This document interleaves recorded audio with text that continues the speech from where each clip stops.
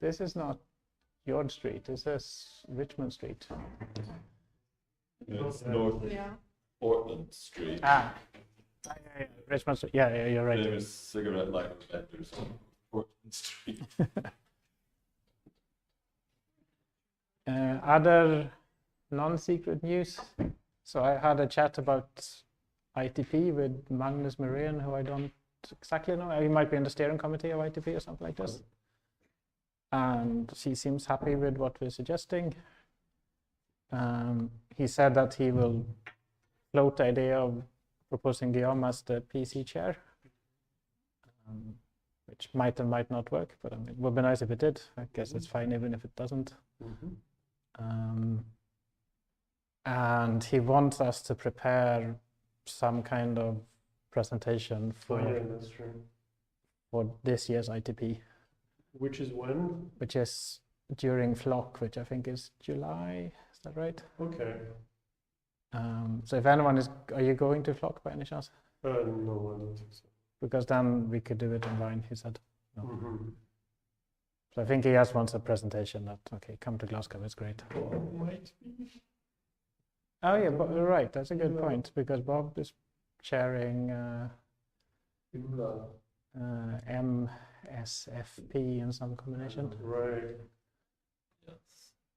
But I don't know whether he's, anyways. Oh, and of course, Ezra and Sean are going to Flock to present a groundbreaking. Sean's going, I'm not going. Present a groundbreaking paper. Talk. Yeah, I mean, if we're, which yes, I don't know yet.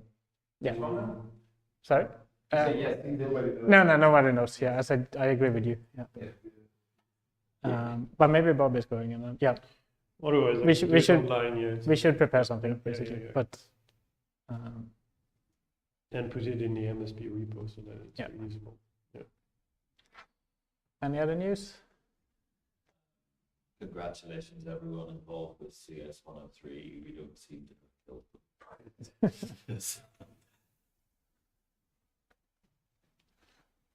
them. Tidy will be in Paris in August. And we should have sent call for papers with a deadline early June. But for extended abstracts, the end of Are you involved in Tidy? Yeah, I'm co-chairing with Tom Travis. I see. And we've fallen a bit behind. Yes. End of August, 26, 27. Yeah. It's non-located with ICFP, right? Yes. So it's during ICFP, but not in the same place. So Tidy is 2 mornings, and in the afternoons it's watching ICFP.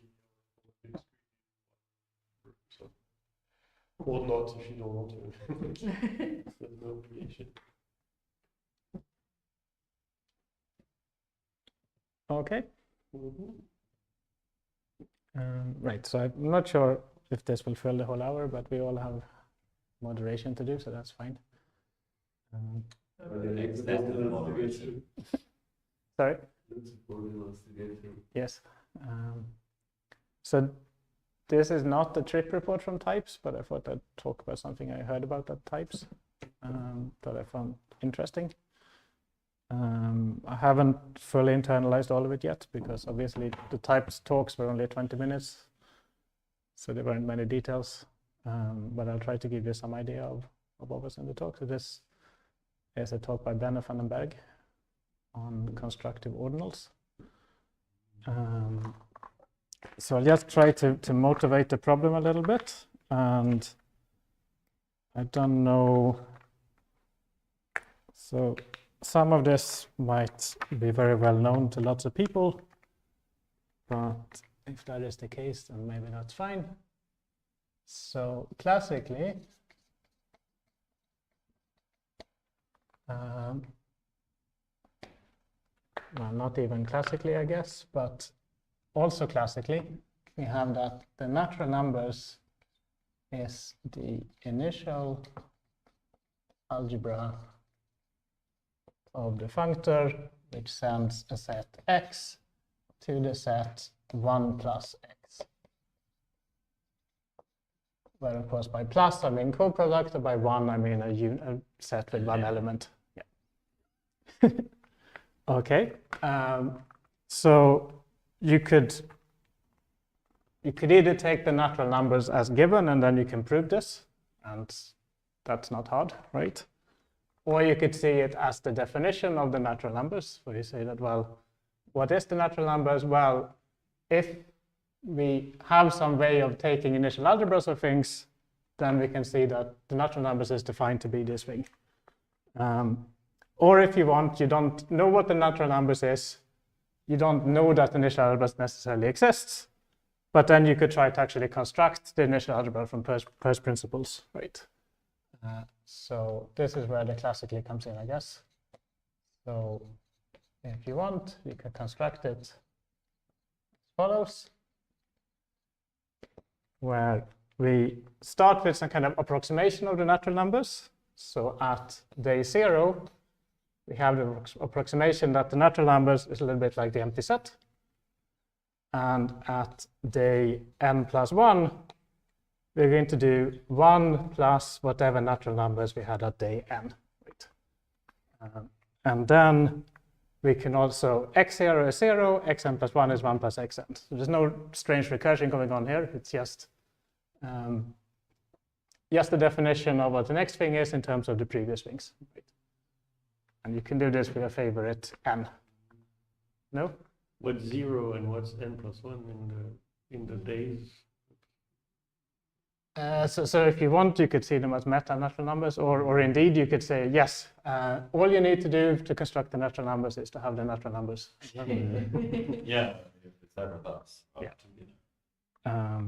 But the point is that when you now go beyond this, then you can really reduce things to just the natural numbers, right? And of course, by set, I could mean something secretly complicated, right? That could mean set in some topos, something like this. And then these could be simple natural numbers that are coming from my meta theory.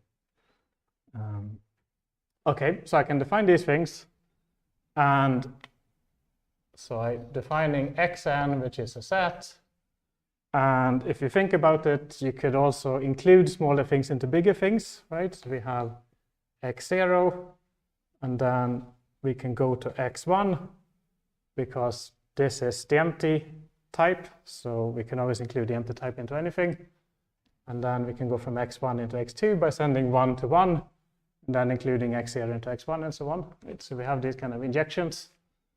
So we don't only get a sequence of sets, we actually get a whole diagram of in set. So we have maps fnm, which goes from xn to xm, wherever n is smaller than m, right?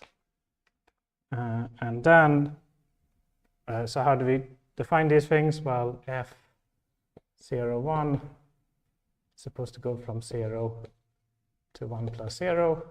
Should we use a pen? Yeah. We could just leave that on the side.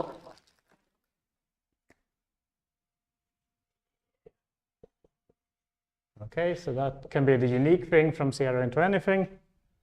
And if I want to go from n+1 to, say, n+2, well, that's supposed to go from 1 plus xn to 1 plus xn plus 1. And then on the left, I can use the identity from 1 to 1. And on the right, I can use my previous thing. And now by composing these things, I can get I can go from n to m for any bigger m. And when I do this composition, then I also always have a unique way to go from any xn to xm, right? Okay, so after I've done all of this, then I can see that the natural numbers is the co-limit of this sequence. So something that has an injection from all of these things and is the smallest thing that has an injection from all of these things. Right.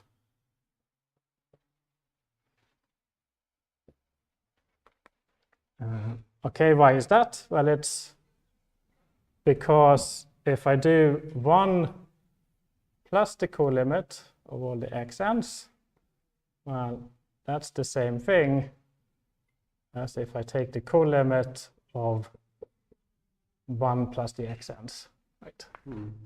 So this functor here preserves the co-limit. So I reach the fixed point, and because I started from the smallest thing and then added in small things, it's the smallest fixed point, and that's the initial algebra, right?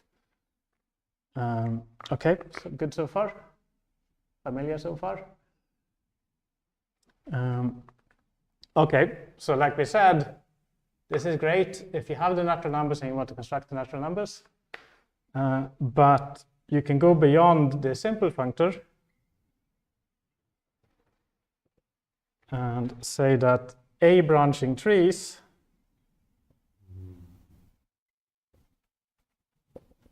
is the initial algebra of the functor which takes an x and sends it to 1 plus a arrow x, right? Okay, so a for any a, if I take a to be unit, then a 1 branching tree is nothing but a natural number, right? So I get the old thing. If I take a to be 2, then I have binary trees. If I take a to be the natural numbers, then I have countable trees and so on, right? And we can construct it again, following the same recipe. So we start from nothing on day 0, and on day 1, n plus 1, we're going to construct one more layer of trees. So 1 plus a arrow xn.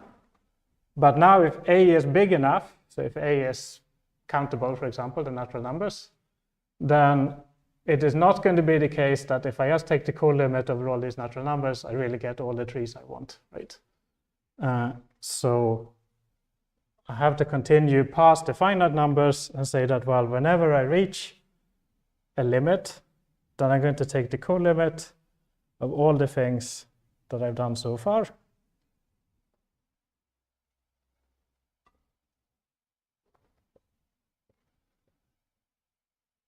And you could have said I did this before as well. When I reached the first limit ordinal, that's the natural numbers, then I took the co-limit and then I stabilized and I was done. But in this case, if a is large enough, then I'm not going to stabilize when I'm done, and I have to keep going, right?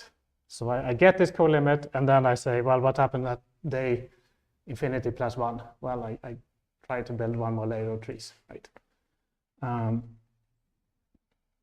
So the problem is that this might not stabilize at the smallest infinite limit, but by contradiction,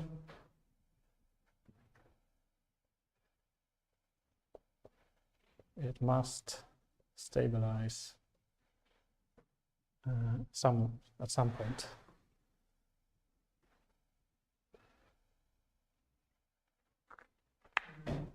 What do you mean? Yeah. So what do you mean by that? What do you mean when you say that by contradiction it must stabilize? By contradiction with what? So I mean proof by contradiction, that if you assume it doesn't stabilize, then you would get a set which is bigger than all the ordinals, and we know that there is no such set. So, how do you get that set? Okay. So you say that, well, I can't take the co-limit over all the ordinals. Or... You can't take the co-limit over all the ordinals. Yeah. So this, of course, for every ordinal you get some set, but none of those are like the final one, right? Yes, I wonder if this is, yeah. Okay, I mean, I can be a little bit more precise in this case, because I take something like the smallest regular ordinal larger than the cardinality of A, and then it will stabilize at It will stabilize, but I don't think it's super clear how to use the contradiction in this case. I think it's very subtle. Yes. Yeah. So the point I want to make is that with classical logic, you can make sense of this. But, sorry. Yeah. The problem is that it's a bit imprecise what I say. But I mean, there's a proof step missing, right? So I'm saying, okay, let's assume it doesn't stabilize. Then I want to drive a contradiction. And of course, for some functors, it really never stabilizes, right? So for the power set functor, for example. So it can't be true in general. It has to make use of the fact that I have this polynomial functor in particular. So of course, if you're in classical logic, every proof is a proof by contradiction, right? So it's not wrong to say that it's by contradiction, but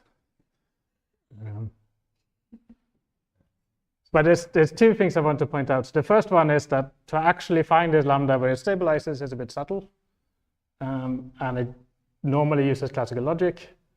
And the other problem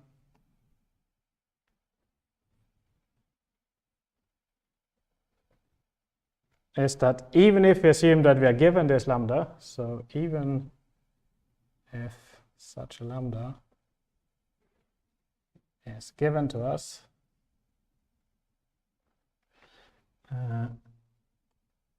the case distinction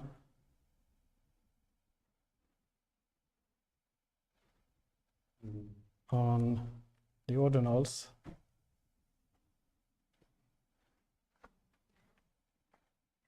is, so I haven't told you what the ordinals are, but if you use the standard definition of ordinals in homotopy type theory, then making such a case distinction is actually equivalent to the law of excluded middle. So if you want to do this constructively, then this is kind of a no-go. You can't do this thing. Right? So it was fine for the natural numbers up here, because we can do case distinction on natural numbers.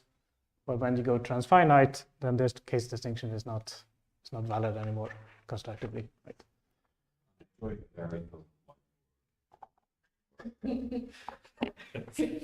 I'm really difficult. So A is finite. We're fine. If A is finite, then we'll be fine. And Yes. if A is countable. If A is countable, then classically you need to go something like the next regular cardinal above I see. omega. It's the second regular cardinal. And this is for any arbitrary A. I don't know. And for an arbitrary A, yeah, Okay. I mean, you can always, classically you can always go to the next regular ordinal above the cardinality of A. Oh, sorry. It's just x to the a. Sorry. But you, X to the A is. That's the same thing. Okay, let's take that offline. so if A is 2, then I have 2 x's, so it's binary trees, right? If A is natural I numbers. think it converges quite long into omega, but I'm not sure how long. I don't think it's only for finite A's, but let's take it offline. Countable might be okay as well, actually. Yeah. Yeah. But if you go beyond that, yeah.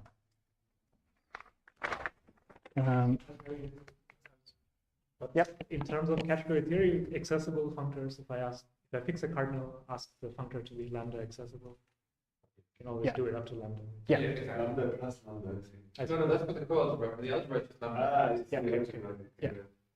Yeah, but then there's still Yeah. 2 problems, right? So the first one is, how do you prove that it's lambda accessible? I mean, it's fine if you assume it, but Right. In practice, if you have a concrete functor, you want to prove it, and that's not easy, and I don't have a solution for this. And the second problem is that you still would like to define the initial sequence this way, right? And you can't constructively. But I don't know if this was going to happen. Yeah, so that's probably what's going to happen. Yeah. So this talk that I'm kind of paraphrasing or motivating a little bit more, now we get into the talk, is trying to come up with a way of still constructing such initial algebras, but for a more constructed notion of ordinals. Right? So we have our favorite ordinals in hot, and these are not what Benno is using, but what he's using is kind of an axiomatization of ordinals that I think also applies to these. So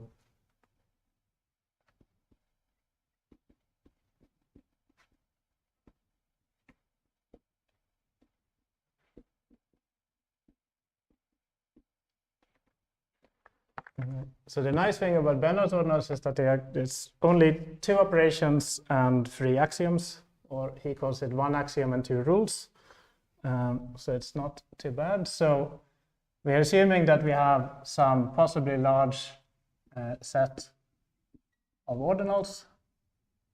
We're assuming that we have a supremum operation, which says that whenever you have some subset of ordinals, then you can get something which is strictly larger than everything in the subset. But I haven't told you what strictly larger is, of course. So far I just have this operation. It takes a subset of ordinals and gives me an ordinal. For all I know, it could. But it's a bit more, not quite super, right? No, it's like a strict soup. Yeah. Right. So Benno calls it soup, and I don't really like it. But it's, I mean, to me, it's clearer if you write soup with a strict. Okay, so that's one of the operations, and the other one kind of pleasingly goes the other way. So it takes an ordinal and it gives you a set of ordinals, which we should think of as all of the predecessor of this ordinal, so all the smaller things. And then we have one axiom, which says that, well, if you take the predecessors of the supremum of some set A, then you get A, and you get all of the predecessors of the elements of A. So this is building in transitivity in a way that if you're an element of this thing, then you also contain all of the elements of your elements. Right? What is P? So by P, at high level, of course, we mean power set. Well, yeah. And Benno didn't really want to get into this level of detail, but I think he uses the FAM formulation. So it's, yeah. You make it quite easy. So if you take an order, they're totally ordered. You take everything nice and ordered. Or strictly. Yeah, well, it's kind of implemented. So I'm not assuming it. This is all I'm assuming so far, right? Plus two more rules. So I don't have a preconceived notion of an ordinal.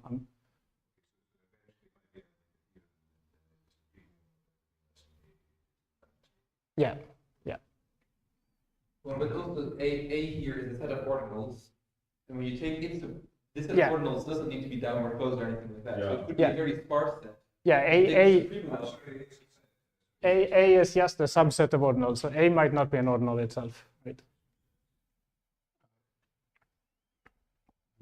Yeah. So this kind of tells you what the supremum is, right? It tells you what are the things that are smaller than the supremum. You're saying, well, it's greater than A itself, and you also have to throw in all the things. You get transitivity, right? Okay, and then there are two rules that I'm going to just write as implications. So the first one says that you have induction. So for every subset A, if you can show phi of sup of A, given that you already know phi of all the elements of A,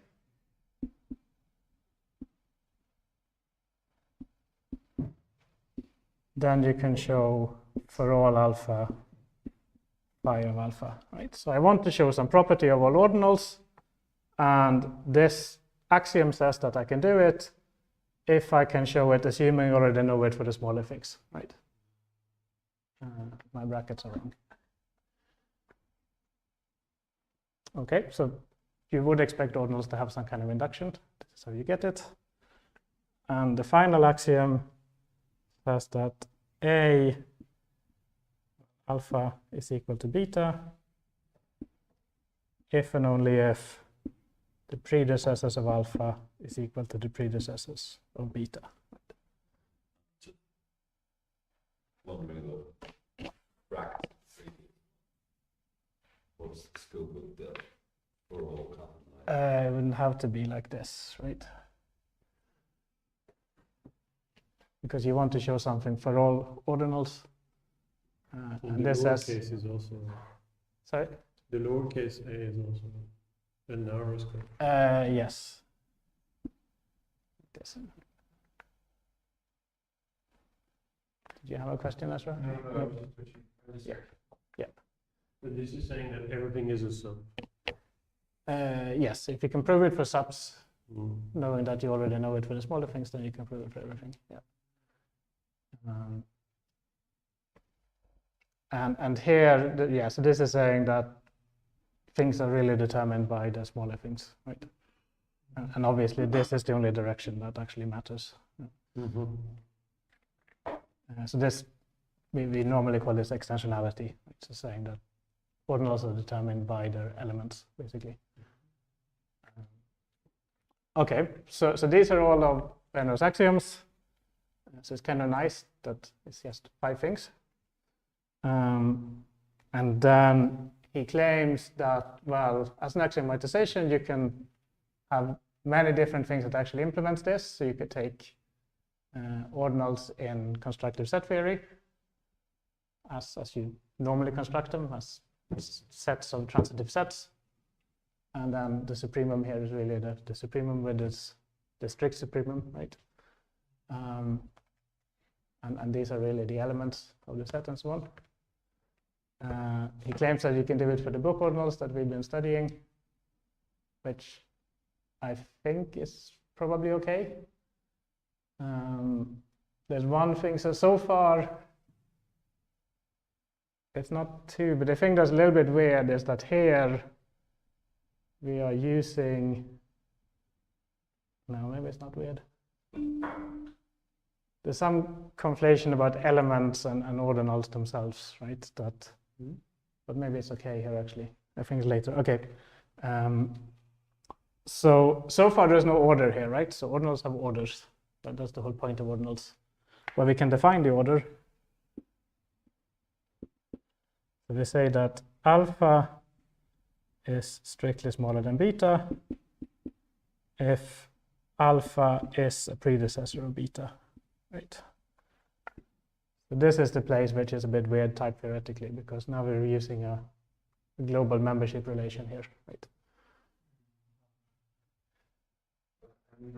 I guess that's just given by the structure of your P, right? So Yeah, so it's kind of okay, but and then the thing that's really weird is that Benno defines the non-strict order, saying that, well, alpha is weakly smaller than beta if alpha is strictly smaller than beta or alpha is equal to beta. Which normally is far too strong as a definition constructively, right? Because, so there is an alternative definition where you can say that alpha is weakly smaller than beta if for all gamma, if gamma is strictly smaller than alpha, then gamma is strictly smaller than beta. Right. Is this also equivalent to saying that the downward closure of alpha is included in the downward closure of beta? This one, you mean? Or either? No, I think this one is basically saying that the downward closure, this is gamma is in the downward closure of alpha, and this is gamma is in the downward closure of beta, right? So that's, yeah, that's the kind of natural definition. Yeah. And obviously this one implies this one, Yeah. but this one does not imply this one in general, right? Mm. And I think that's must be some kind of constructive taboo, right?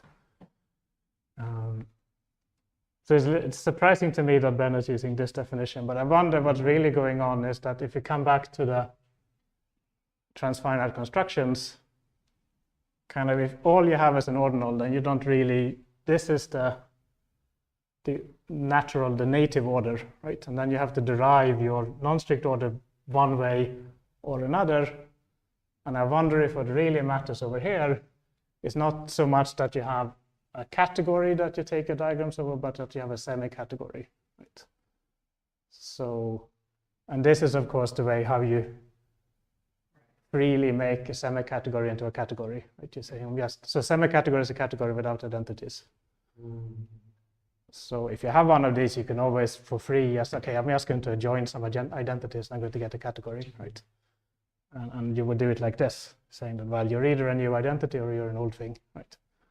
So I wonder if this is what's really going on. But when he's really working with semi-categories, and then he sometimes has to pass on. Well, it's traditional that your diagrams are really over categories, so then he just really adjoins it.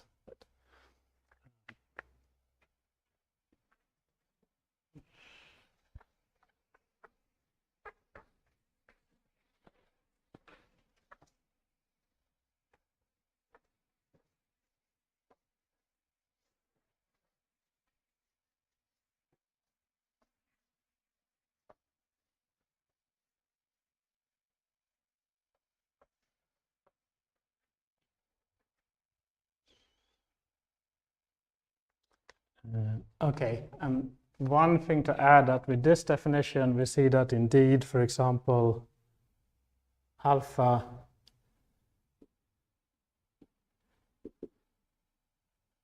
is smaller than the supremum of singleton alpha, right? Because the downset of this thing are just these things, and alpha is in here. So yeah, so like we said, this is not the supremum we really think of normally, but it's the strict supremum. And this is something like, you could define this to be the successor. Can you remind me how the supremum was defined? I missed the point. In the So it's not defined, but it has this property that we know what its predecessors are. I see. Sorry. Another stupid question. Yep. So you say that these two less than or equal to I can't answer that very quickly. Is that just because I'm making some additional assumptions, perhaps, like total ordering or something again? Yes. Without a bunch of other assumptions that you normally have about ordinals that Yeah. they're not. So in classical logic, they are of course the same. They are. Constructively, kind of an intuition for why they can't be the same is that here there is some actual content, right? You know if you're left or right. And here there is no content. It's just an implication. So as Connor would say, there's a bit here, but there's no bit here, right? So it would be very suspicious if a bit would be equivalent to no bits. Would it be too distracting if I asked for Example of what? a separated example? If it's too separated, it's sort of too distracting. Right. Okay. So it's going to be a bit sketched because these are just the axioms, and I don't want to introduce everything from scratch. Another time. But I don't have much left to say, so I'll be happy to. So you could maybe believe that 0 is an ordinal. I mean, in this axiomatization, 0 is going to be the supremum of the empty set, right? And you could maybe believe, I'm not sure if you can do that here, but if you have a specific model of these axioms in mind, then it's often the case that if you have any proposition, so something not necessarily true or false, but something that has at most one inhabitant, then that's also going to be an ordinal with a unique order because it has at most one element, and the order on these things is going to be irreflexive, so nothing is going to be related to anything. But it does have induction and all these things, right? And you would, with this definition, you do have that 0 is always smaller than a proposition P, right? And furthermore, a proposition is always going to be smaller than 1, the successor of 0, right? Because we said that a proposition has at most one element. So we have this, but you can't really have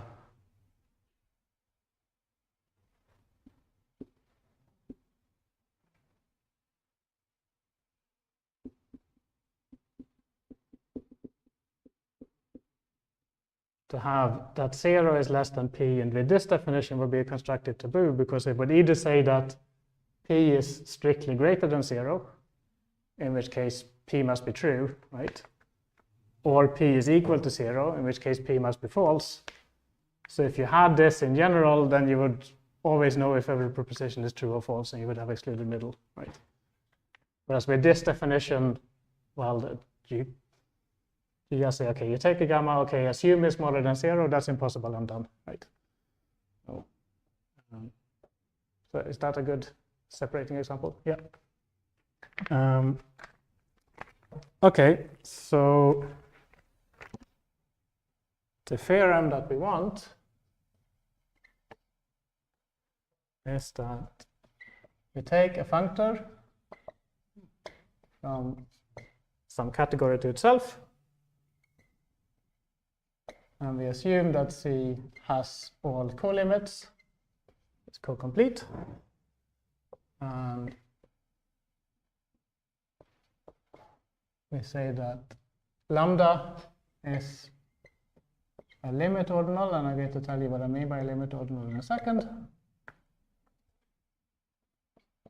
If f preserves colimits of shape down arrow lambda, then f has an initial algebra. Okay, so there's some things I haven't told you what they are. So what's a limit ordinal?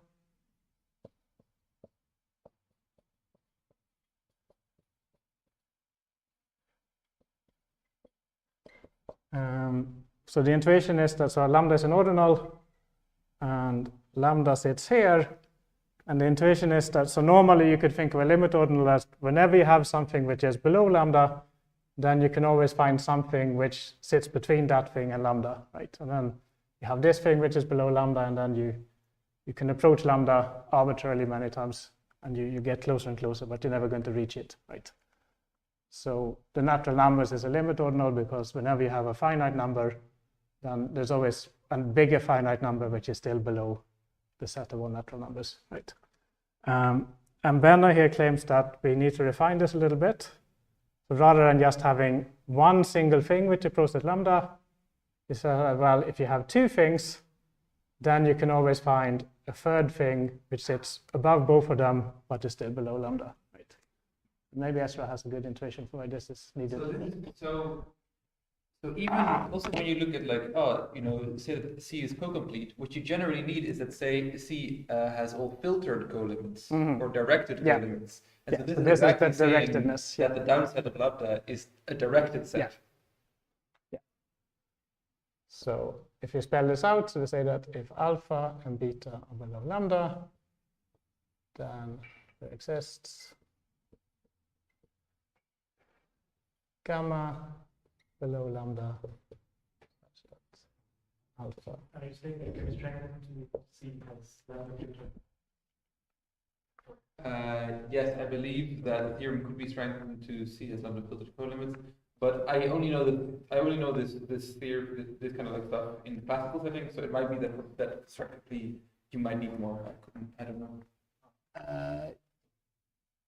Yeah. So if I think about I mean, co-complete is of course too much, right? We're not going to use every single colimit.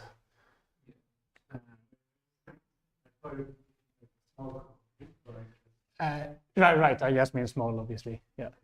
But even then, I think you only need I think you would only need lambda filtered colimits, right?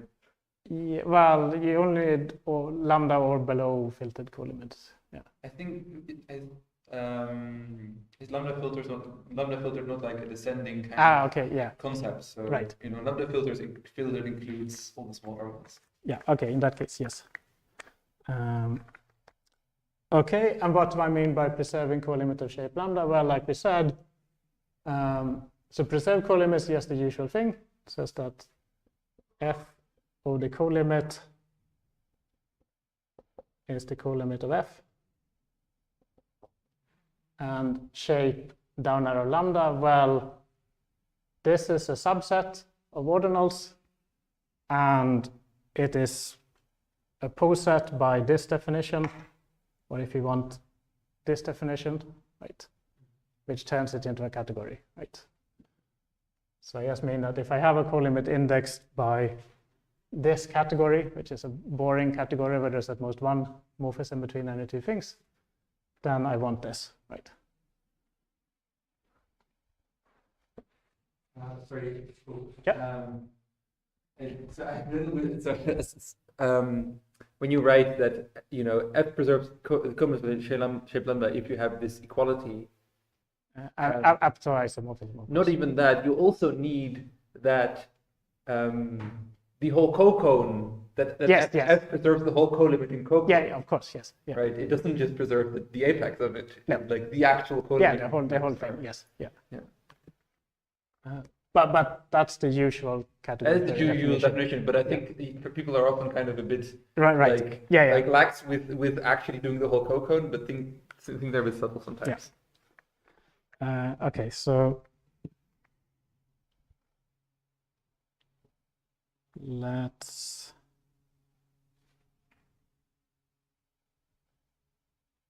don't know. I mean, it's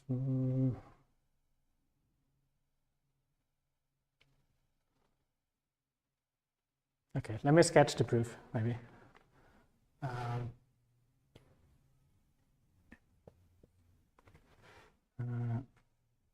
So the point is that we don't want to prove this by constructing this case distinction initial sequence, right? We want to prove it some other way.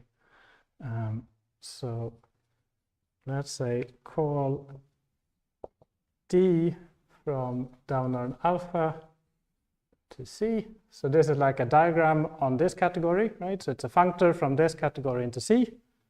We're going to call this a progressive iteration of F over alpha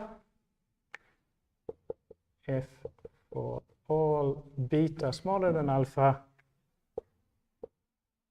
D applied to beta is equal to the colimit over all gamma smaller than beta F applied to D gamma.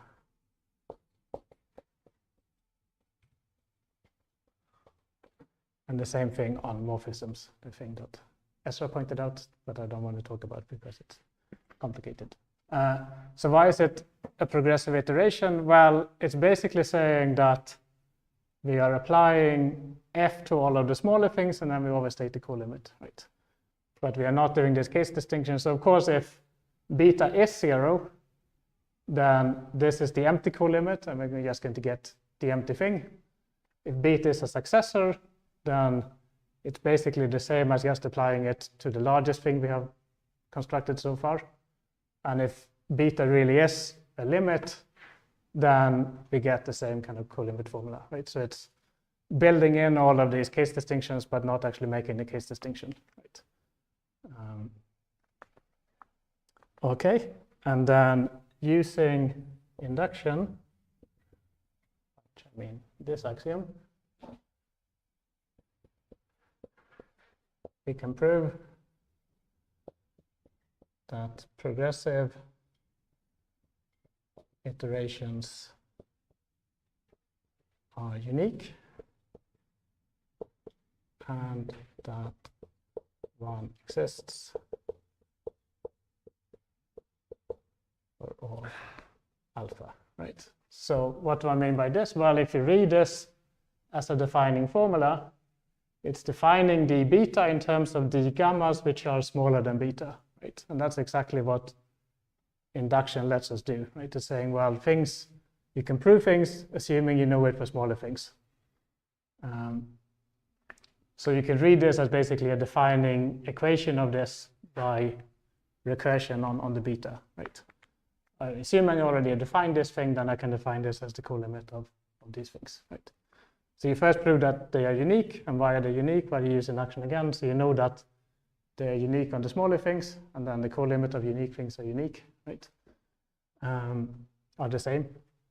an existence, you use this as a recursive equation, right? Okay, so now if we apply this to in particular alpha being lambda,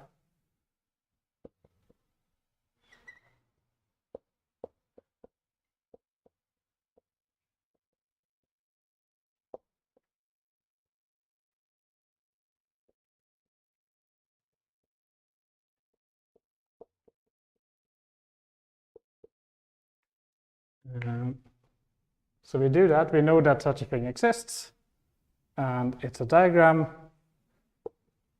and now we take the co-limit of this thing finally, right?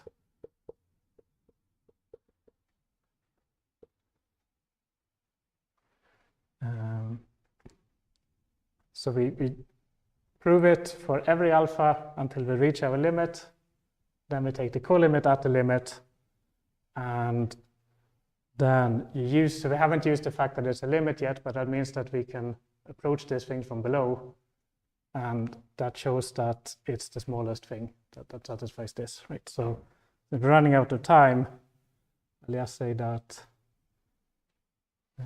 lambda being a limit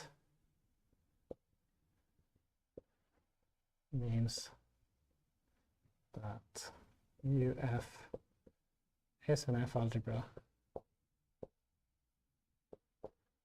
and by induction, again, it is initial, right? Because again, everything is built as a co-limit of smaller things, so you can always prove that things are nice by induction on these smaller things, right? So that's nice. The fact that you needed this directedness is kind of not really visible at this high level. So we'll be interested in finding out exactly where it's needed.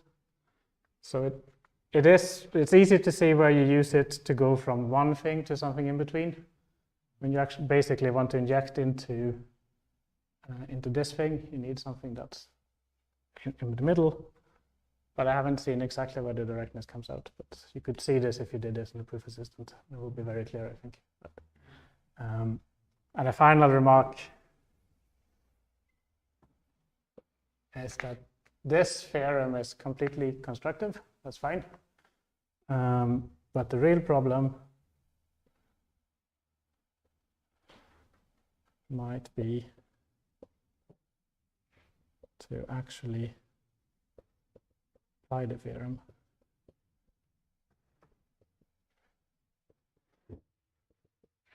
That is to show that F is down arrow lambda continuous. So we're assuming that we are preserving this co-limit of shape lambda, and that might be another source of classical reasoning, right? So, or some kind of choice axiom to actually show that these things exist. So it might, fully constructively, this might be a vacuous theorem. Right? There might be no way of actually proving this for interesting lambda that are not just, say, the natural numbers. Is this theorem in hot? It's in informal constructive mathematics, right? But it should work in hot. With Some of the equalities. with everything obviously, Universal. yes, I mean, or at least one categories, right? So everything truncated via set and so on.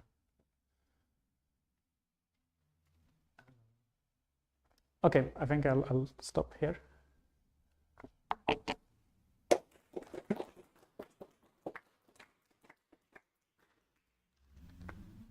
Any final words before we stop streaming? Questions or comments? There's no questions online that I can see. Is there anybody who? There's 4 people watching now, and now they know that I am watching them. I do have more pedantic questions. Okay. They're not very pressing. Okay, I mean, I'd be happy to talk about it, but Yeah. So I mean, so when you say that C is co-complete, what does that mean? right. I mean that we have chosen co-limits for Okay. everything. Yeah. Right? So otherwise, you have no chance, of course, right? I mean, Yeah, otherwise it becomes like, I'm saying let this equal this co-limit. and, yeah. So yeah, chosen co-limit. Is that what you had in mind? Yeah, I think so. I think that should be good. Yeah. Because also when you construct this, you really. So any one of these, you could say, okay, there exists a co-limit. That's fine. In the end, we want to show that something exists, so we can do finitely many. I mean, assuming you have unique choice, you can do finitely many choices. But when we assemble this, I think we really are using infinitely many choices of co-limits here, right? So it's more like, I wonder whether you need an even stronger like compatibility condition on these co-limits. So for instance, when you want to find the algebra thing, like classically what you do is you just say, you restrict your diagram to only the successors, and then it stays the, like the stabilizing step stays the co-limit of that. But of course, if you've chosen co-limits, like that becomes a bit of a harder thing to start saying. Maybe it doesn't. I mean, I guess another thing you could do if you had a univalent category, then these co-limits are actually unique anyway. So Okay, yeah, I guess that's true. up to equality, right? So, Yeah, I guess that's true. So then the, Then the problem goes away. disappears. Yeah.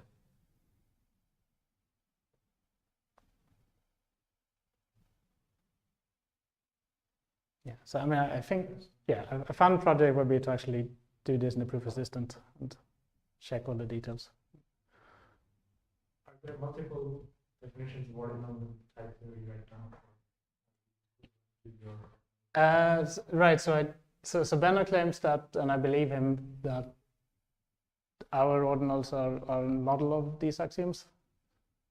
But I would be surprised if they would be equivalent. I think this is weaker in some, less specified, right? I mean, like, even if you have some kind of classical ordinals, this would still be a model of this. Yeah. But for example, I don't see how you, so for if you have a proposition, you can see it as an ordinal, right? Mm-hmm. I don't see how you would do that with just these axioms, because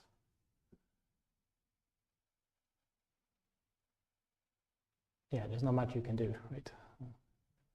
You can take the empty sets, you can take singleton sets, and so on. Oh well, so I mean, you could take, depending a bit of what P is, right? You could take the set that has 0 if P holds. Yeah. Okay. I guess. And then if you take the supremum of that, you get. Yeah. Okay. Yeah, that's true. If you have some kind of comprehension for your P, yeah. Yeah. Which you could. Yeah. Yeah. Okay. So maybe.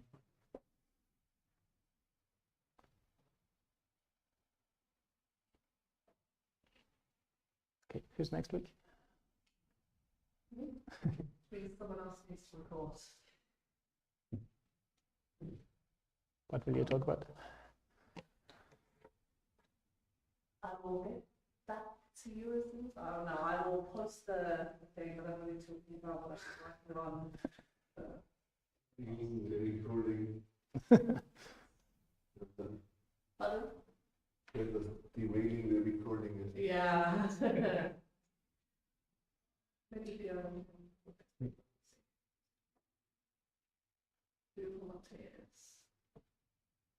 The process document is up in my GitHub. Okay.